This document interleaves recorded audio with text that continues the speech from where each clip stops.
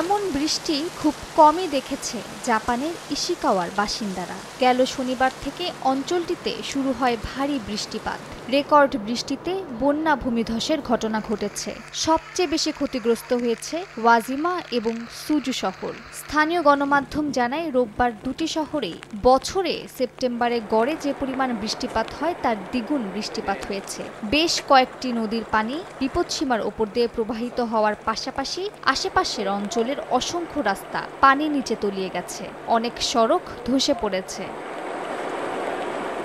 ইশিকাওয়ার ১০০টিরও বেশি সম্প্রদায় যোগাযোগ বিচ্ছিন্ন হয়ে পড়েছে বলে জানিয়েছে গণমাধ্যম। এরই মধ্যে ইশিকাওয়ার, ওয়াজিমা, সুজু, নোতোসহ ৪ শহরের ৪০,০০০-এরও বেশি মানুষকে নিরাপদ স্থানে সরিয়ে নেওয়া হয়েছে।